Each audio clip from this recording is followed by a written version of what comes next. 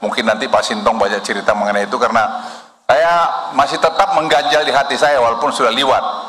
Saya adalah prajurit yang profesional menurut saya, tapi saya tidak pernah mendapatkan suatu privilege di TNI di mana saya dibesarkan. Tapi that's part of my life gitu. Jadi, nah, saya dengan Rocky, misalnya beliau sangat keras menyerang pemerintah, menyerang presiden, it's okay. Gak apa-apa. Dia bilang mau saya di interview, saya bilang oke, interview kan. Mungkin karena kita tidak berkomunikasi, tidak ada pemahaman.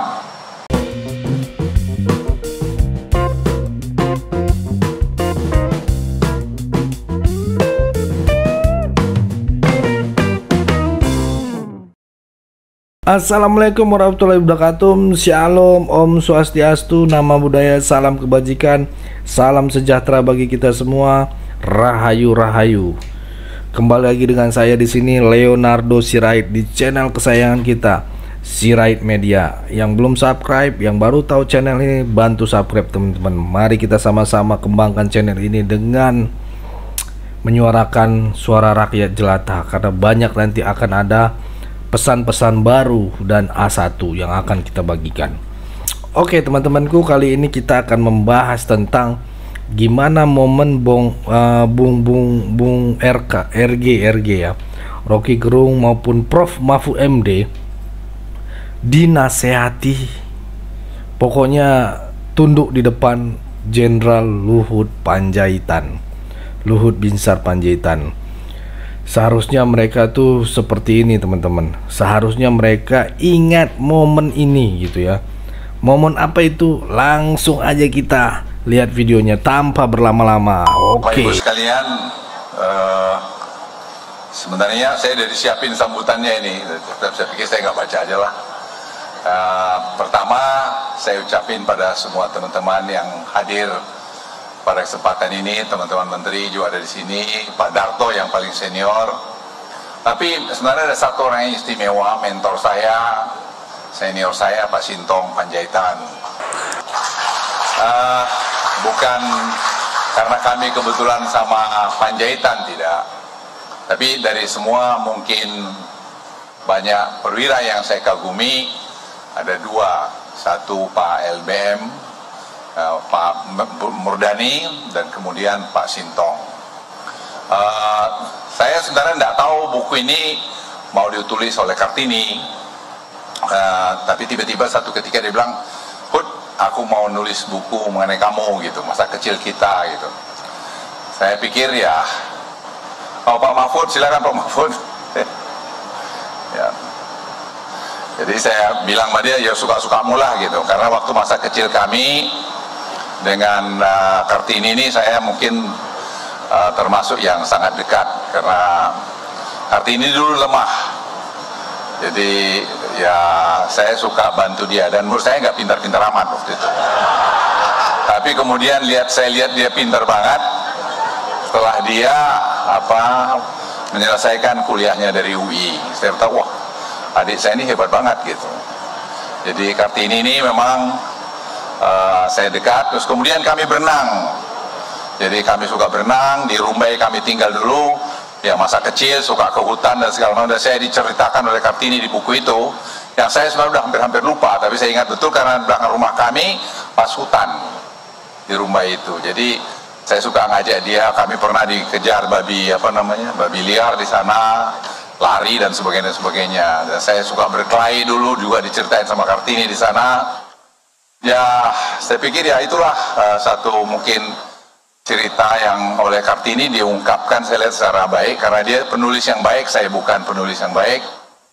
Dan buku saya sendiri baru saya siapin, saya baru mau nerbitin setelah saya berhenti nanti jadi menteri.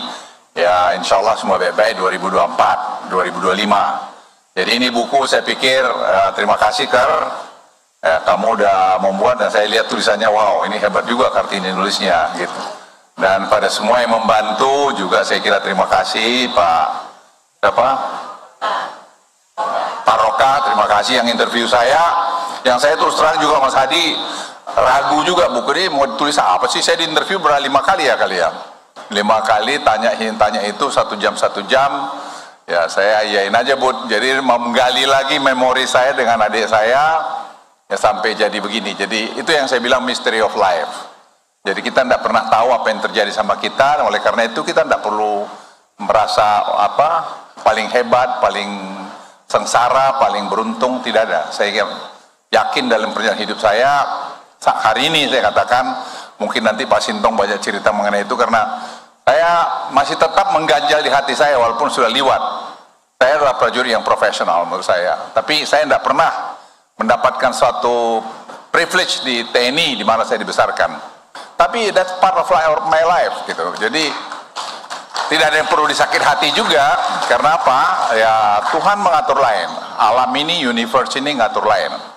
Sekarang di usia saya 75 tahun, saya masih ikut bagian dari mengatur negeri ini, membuat negeri ini mungkin mudah-mudahan tambah baik. Tentu saya kira satu kepuasan tersendiri. Jadi kalau orang tanya saya, mana yang paling bahagia di dalam hidup kamu? Saya tetap jawab, waktu saya tentara, waktu saya di Kopassus, waktu saya di Gultor. Itu yang saya saya paling nikmati, di mana saya ikut menjadi bagian daripada Pak Sintong mereorganisasi Kopassus, di mana saya restructuring kalau bahasanya Pandu sekarang itu, karena Kopassus itu dulu tidak punya spesialisasi. Jadi Pak Sintong minta ke saya, karena di Gultor itu saya bikin ada spesialisasi, menembak dan sebagainya. Saya bilang, Pak Sintong, Pak Bang, saya panggil dia, kalau Kopassus itu harus ada spesialisasinya, karena saya belajar di tempat lain, karena pengalaman operasi kami. Jadi ya Anda mau tanya apapun sekarang privilege yang saya dapat di negeri ini, tetapi yang paling saya nikmati adalah saya Komandan Detasmen 81 dan waktu bentuk itu.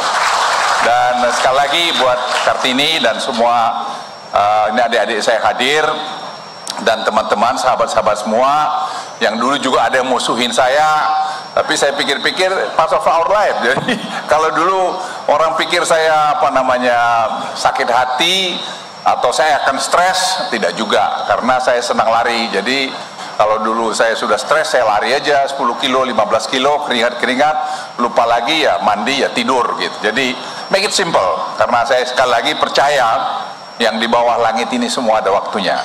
Tidak ada kita yang bisa abadi. Jadi ayo kita bekerja sama, ayo kita bahu-membahu membangun negeri ini, apapun porsi kita. Saya dengan Rocky, misalnya beliau sangat keras menyerang pemerintah, menyerang presiden, it's okay, gak apa-apa. Dia bilang mau saya di interview, saya bilang oke, interview. Kan mungkin karena kita tidak berkomunikasi, tidak ada pemahaman. Dia mau minta interview siapa aja, bilang silakan. Ya kalau saya bisa jawab, saya jawab. Kalau saya nggak bisa jawab, ya saya nggak jawab. Jadi teman-teman sekalian, saya hanya ingin kesempatan ini ngajak kita, ayo kita semua jadi satu bangsa yang padu, yang satu dengan segala perbedaan kita, khususnya lagi menghadapi keadaan yang uncertainty secara global ini sekarang. Kalau kita satu, kita sampaikan tadi, kita menangani COVID itu pasti sudah begitu hebat, yang lain saya kira tidak akan sehebat itu. Tadi saya ada 3 wanita yang menurut saya yang sangat berkesan dalam perjalanan penanganan COVID ini. Ada Ibu mana, Monica, where are you Monica? Ya, Monica berdiri kan? Monica ini satu, Monica, sini kamu. Monica, ada lagi 2 Damar, ada lagi Siska. Mereka ini yang awal-awal. Ini Monica dari Harvard, terus kemudian Monica dari London, kemudian Siska. 3 perempuan ini yang membantu saya. Ada tentu lagi Firman. Firman di mana Firman? Ada Firman di sini ya, yang membantu saya mendesain bagaimana menangani COVID-19 itu. Jadi kalau Anda tanya Luhut itu hebat, saya tidak hebat. Yang hebat itu mereka-mereka ini. Karena tanpa data yang di-provide oleh si Monica tidak bisa. Dan ada satu perempuan lagi, ini si Jonah, yang itu jungkir balik mencari pertama-tama, Jonah berdiri, jungkir balik mencari alat-alat kesehatan dalam keadaan kritis, yang bekerja sama dengan Pak Budi Sadikin. Ini Pak Budi mungkin boleh berdiri, Mas Bud. Ya, walaupun dia waktu itu dia belum menteri, dia masih wakil menteri, tapi kami betul-betul bekerja sama melakukan ini semua. Jadi saya terima kasih pada mereka juga. yang telah bantu saya dalam banyak hal, sehingga katanya saya populer, tapi untung saya tidak pengen jadi presiden atau calon wakil presiden, jadi saya boleh ngomong bebas. Terima kasih kepada semua teman-teman yang telah hadir. Wassalamualaikum warahmatullahi wabarakatuh. Itulah momen yang membahagiakan ya teman-teman ya, momen yang sangat adem, dan tentunya momen ini di mana ada Bung Rocky dan Prof Mahfud tidak seperti sekarang gitu ya. Jadi seharusnya mereka insaf dan tobat gitu ya teman-teman, bukan malah menjadi pemecah belah bangsa seperti sekarang ini, bukan menjadi pengadu domba seperti sekarang ini ya, bikin huru-hara yang bikin kontroversial gitu ya.